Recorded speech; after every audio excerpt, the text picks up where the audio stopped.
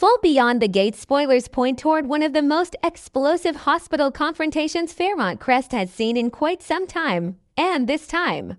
The tension does not come from a romantic betrayal or a family secret whispered behind closed doors. It comes from Garland Memorial Hospital, where power, pride, reputation, and old wounds are about to collide in a way that could leave one woman fighting for her life and another facing the horrifying possibility that she has crossed a line she can never uncross. Leslie Thomas has never been the kind of woman who quietly accepts humiliation, especially when she believes someone is trying to strip away the little power she has left. So when Dr. Monica McCormick, the newly appointed chief of staff at Garland Memorial, announces that the hospital will be cutting ties with the free clinic, Leslie is not just shocked. She is insulted, cornered, and enraged. What begins as a professional disagreement quickly turns personal, and what begins as a clash of words may spiral into a tragedy that no one in Fairmont Crest will be able to ignore. The situation is especially dangerous because Monica's decision arrives at the worst possible time for Leslie. The free clinic is not merely a workplace or a community project. For Leslie, it represents visibility, influence, and perhaps even redemption. After all the damage she has caused in the lives of Ted Richardson, Shanice Johnson, and others connected to the Dupree circle, the clinic may be one of the few places where Leslie can still present herself as useful, necessary, and respectable. Losing the partnership with Garland Memorial means losing resources, legitimacy, and institutional support. It means patients may suffer, staff may panic, donors may question the clinic's future, and Leslie may be left looking powerless in front of everyone who already doubts her. Monica may explain the decision as a matter of hospital policy, administration, budget, liability, or leadership standards, but Leslie will hear only one message: Monica has come into power. And one of her first major moves is to push Leslie out. That is why Leslie's reaction is bound to be volcanic.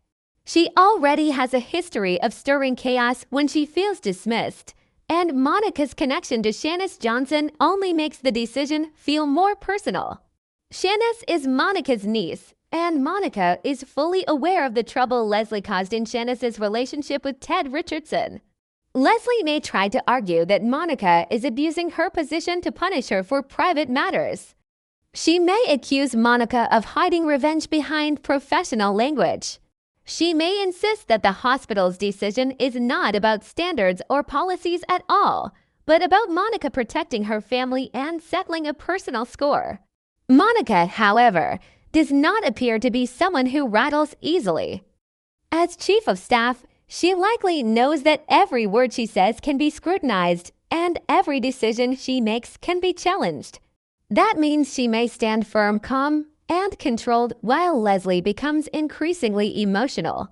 But that calmness could be exactly what pushes Leslie over the edge, because nothing infuriates Leslie more than feeling as though the person across from her has already judged her and dismissed her. The confrontation between Monica and Leslie has the potential to become more than a simple workplace argument. It could become a battle between two very different forms of power. Monica has official authority. She has the title, the office, the hospital board, and the ability to make decisions that affect careers and partnerships. Leslie, on the other hand, has emotional volatility, survival instincts, and a long memory. She knows how to turn herself into the victim when necessary, how to weaponize old secrets, and how to fight with words when she feels trapped. But in this case, words may not be enough for her. As Monica refuses to reverse the decision and refuses to apologize for it, Leslie's anger grows. She sees the free clinic being taken from her. She sees Shanice's family gaining the upper hand. She sees Ted's world closing ranks against her. She sees Monica standing there as if Leslie is a problem to be managed rather than a woman to be feared. And in that dangerous moment, Leslie may stop thinking clearly. The spoilers suggest that the two women will face off, but the drama becomes truly horrifying when the confrontation turns physical. Leslie is furious, desperate for a fight, and unwilling to leave Monica's office or the hospital hallway defeated. The argument escalates, voices rise, accusations fly. Monica may warn Leslie to calm down, to leave, or to stop making threats inside the hospital. Leslie may laugh bitterly at that, asking Monica who she thinks she is to come into Garland Memorial and destroy the free clinic with one signature. Monica may remind Leslie that the hospital cannot continue a partnership that carries too much risk. Leslie may fire back that Monica does not care about risk, she cares about Shanice. Monica may finally lose some of her composure and tell Leslie that Shanice's pain is real, that Ted's life was disrupted, and that Leslie has a pattern of leaving destruction behind her. Those words could hit Leslie like a slap, not because they are false, but because they are too close to the truth. Then comes the catastrophic moment. Leslie, consumed by rage, pulls out a knife. Whether she meant to intimidate Monica, protect herself, or simply act out in a flash of reckless fury, the result is the same. The situation becomes uncontrollable. Monica may step forward, perhaps trying to disarm her, perhaps warning her that she is making the biggest mistake of her life. Leslie may jerk back, shouting that Monica has no right to touch her, no right to judge her, no right to take everything away. In the struggle, the blade goes where Leslie never intended it to go. Monica is stabbed in the abdomen. For one frozen second, everything stops, the shouting dies. Leslie's face changes from rage to shock. Monica looks down, realizing what has happened before the pain fully registers. Blood begins to spread, and the hospital that had been the setting for a power battle suddenly becomes the scene of a nightmare. The horror of this moment is not only that Monica is injured, but that it happens inside a hospital, a place meant for healing. Doctors, nurses, security, patients, and staff could all become witnesses to the aftermath. Monica, the new chief of staff, the woman who had just taken charge of Garland Memorial, may collapse in the very institution she was trying to lead. Leslie, meanwhile, may stand there stunned, still holding the knife, unable to process that her anger has become violence. This is where the storyline becomes emotionally complex. Leslie may not have walked into the hospital planning to kill Monica. She may not have intended to stab her at all. But intention may not matter once Monica is bleeding and fighting for her life. The law will look at the weapon, the argument, the witnesses, and the injury. Shanice will look at Leslie and see a woman who once again brought chaos into her family's life. Ted may be horrified, wondering how a dispute about the clinic turned into a near-fatal attack. And Leslie will have to face a question she cannot manipulate away. Has she finally become the monster everyone accused her of being? The biggest question now is whether Monica will survive. Because she is in a hospital, there is an immediate chance for doctors to rush her into emergency treatment, but a stab wound to the abdomen can still be devastating. The injury could damage vital organs, cause internal bleeding, or require urgent surgery. If Monica remains conscious long enough to name Leslie, the case against Leslie becomes even stronger. If Monica loses consciousness before explaining what happened, Leslie may try to twist the story, claiming self-defense, panic, or an accident. She may say Monica lunged at her. She may insist that she never meant to hurt anyone. She may even try to argue that Monica provoked her by threatening the clinic and destroying her future. But if there are witnesses, cameras, or hospital security footage, Leslie's ability to control the narrative may be limited. For the first time, she may find herself trapped not by gossip or social judgment, but by undeniable evidence. Monica's possible death would send shockwaves through multiple families. Shanice would be devastated, not only because Monica is her aunt, but because Monica may have been one of the few people willing to stand firmly between Shanice and Leslie's chaos. If Monica dies, Shanice could blame Leslie with a fury that changes her forever. Ted would be pulled into the fallout as well, because his past with Leslie and his relationship with Shanice are part of the emotional foundation beneath this conflict. He may feel guilt, wondering whether the pain Leslie caused in his life indirectly led to Monica becoming involved. He may also feel anger, especially if Leslie tries to make herself the victim after stabbing a woman connected to Shanice. The Dupree family could become involved because Garland Memorial is not just any hospital. It is part of the broader social world of Fairmont Crest, where reputation and influence matter.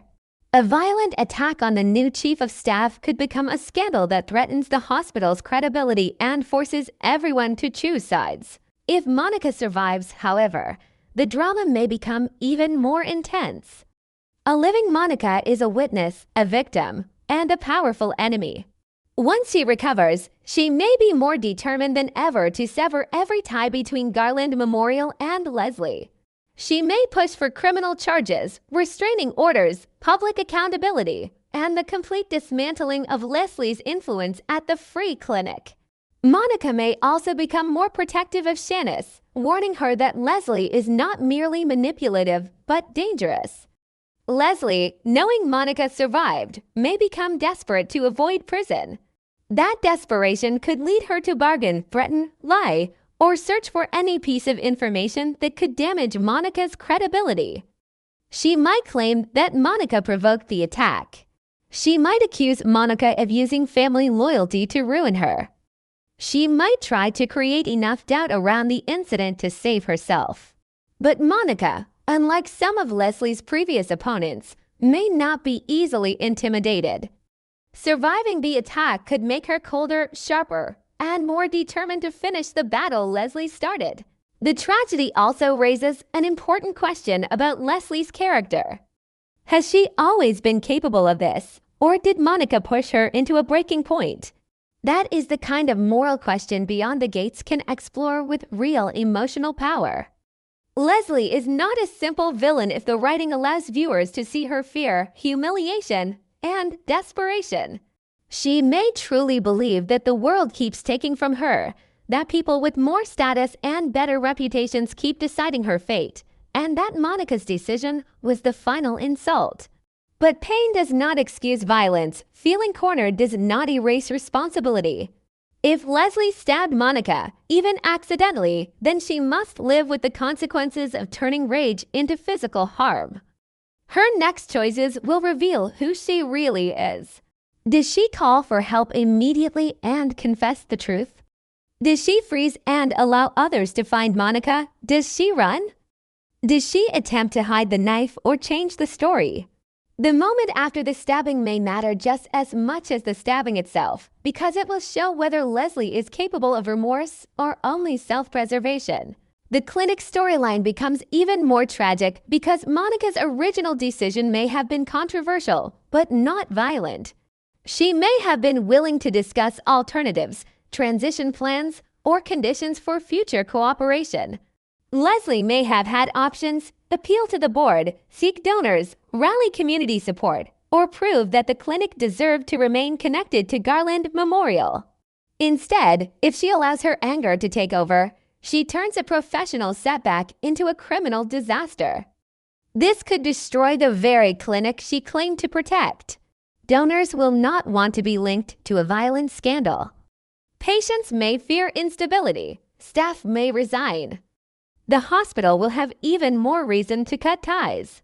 In trying to fight Monica's decision, Leslie may create the strongest possible argument that Monica was right to question the partnership in the first place. There is also the possibility that someone else could exploit the chaos. In soap drama, a violent incident rarely affects only the people in the room. If there are enemies of Monica, enemies of Leslie, or people who benefit from the hospital being thrown into crisis, they may use the stabbing to advance their own agendas. Someone could leak the story to the press. Someone could pressure the board to remove Monica if she survives but is unable to work. Someone could try to take control of the free clinic while Leslie is distracted by criminal charges. Someone could even tamper with evidence to make the attack look more intentional than it was, or less intentional than it was, depending on what benefits them. Fairmont Crest thrives on secrets, and a hospital stabbing would create a perfect opportunity for hidden players to move in the shadows. For viewers, the emotional hook is clear. Did Leslie truly mean to kill Monica, Or did her rage produce an accident that will ruin both their lives? If Monica dies, Leslie could become a killer in the eyes of the law and in the eyes of Shanice's family. If Monica survives, Leslie may still face attempted murder accusations, and Monica may become her most dangerous opponent yet. Either way, the relationship between these two women has crossed into irreversible territory. There is no going back to polite professional disagreement after blood has been spilled. Monica's decision to cut ties with the clinic may have started the war, but Leslie's knife may have transformed that war into a catastrophe. By the end of the episode, Garland Memorial may no longer feel like a place of order and authority. It may feel like a battlefield. Staff members may whisper in horror. Shanice may rush in, terrified that her aunt will not survive. Ted may arrive with guilt and disbelief written across his face. Security may surround Leslie. Police may be called. And Leslie, the woman who entered the hospital ready to fight, may realize that she has created a disaster far beyond anything she intended. The free clinic partnership, her reputation, her freedom, and Monica's life may all hang in the balance. The question is no longer simply whether Monica was right to cut ties. The question is whether Leslie has finally gone too far, and whether one moment of uncontrolled rage will brand her forever as the woman who nearly destroyed the new chief of staff of Garland Memorial Hospital. Beyond the Gates is setting up a storyline filled with moral consequences, emotional fallout, and dangerous uncertainty. Monica may have underestimated Leslie's volatility, but Leslie may have underestimated Monica's strength, both as a leader and as a survivor. If Monica lives, she could return from this attack more determined than ever to expose Leslie and remove her from every position of influence. If Monica dies, Fairmont Crest could be thrown into mourning, and Leslie could face the kind of punishment she has always managed to avoid until now. Either outcome promises a major turning point. One decision severed a hospital partnership. One confrontation unleashed buried rage. One knife changed everything. And now, everyone must ask the chilling question: has Leslie Thomas become a killer? Or is Monica McCormick about to survive and make Leslie regret the day she ever challenged her?